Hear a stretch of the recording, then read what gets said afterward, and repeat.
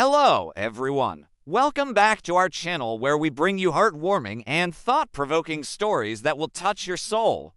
Today, we're going to share with you a beautiful story about a queen who used to mock her husband until she experienced something that changed everything. So make sure to listen attentively because the lesson in this story is truly valuable. Once upon a time in a kingdom far away, there lived a beautiful queen who was loved by everyone in the kingdom. She was kind, compassionate, and always treated her people with warmth and affection. However, there was a problem in her marriage.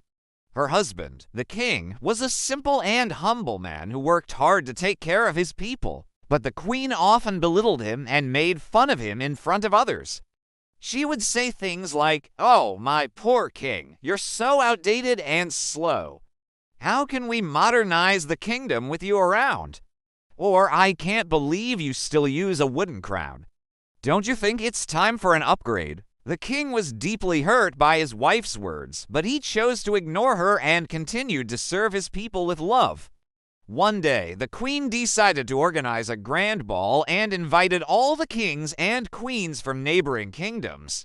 She wanted to show off her wealth and power and make sure everyone knew that she was the most important person in the room. On the day of the ball, the king got dressed in his finest royal robes and waited for his wife so they could enter the ballroom together. But when he arrived at her chambers, she was nowhere to be found. He knocked on the door and called out to her, but there was no reply. He tried to open the door, but it was locked. Worried that something might be wrong, the king called for a servant and asked them to find the queen and let her know that he was ready. As the minutes turned into hours, the king grew increasingly anxious. Where was his wife? Why wasn't she answering his calls? Had something happened to her? Finally, a servant arrived and informed the king that the queen had sent word that she didn't want to attend the ball and ordered him to go alone. The king was deeply disappointed and hurt. He couldn't understand why his wife would treat him this way, especially on such an important night, but he had no choice but to obey. When the king entered the ballroom alone, all eyes turned to him in surprise. The other kings and queens whispered among themselves, wondering where the queen was and why she wasn't by her husband's side. The king tried his best to ignore their stares and focused on greeting his guests and enjoying the festivities. But no matter how hard he tried, he couldn't shake the feeling of humiliation and sadness that his wife had caused him. As the night wore on, the king began to reminisce about the early days of his marriage when things were different between him and his wife. Back then, she had been the most beautiful and graceful woman he had ever seen, and he had fallen head over heels in love with her. They had shared a deep connection, and their love had only grown stronger with time. But somewhere along the way, things had changed. The queen had become cold and distant and no longer saw value in their relationship. The king felt tears stinging his eyes, but he blinked them away quickly. He was the king, after all, and it wasn't right for him to show weakness in front of his subjects. With a heavy heart, he excused himself from the party and went for a walk in the castle gardens. As he strolled through the manicured lawns and past the sparkling fountains, he couldn't help but feel a sense of loneliness and despair.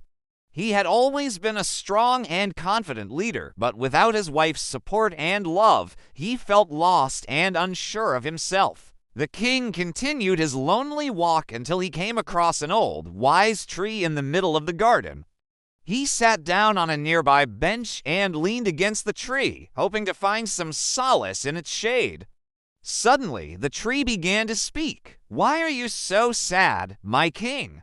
The tree asked in a deep, calming voice. The king was taken aback by the talking tree and hesitated before sharing his troubles. "I don't understand why my wife doesn't love me anymore," he confessed.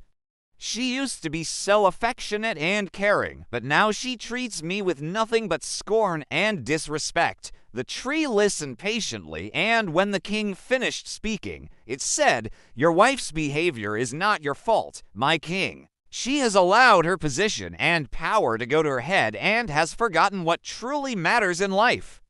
But you, my king, have remained humble and kind despite your status.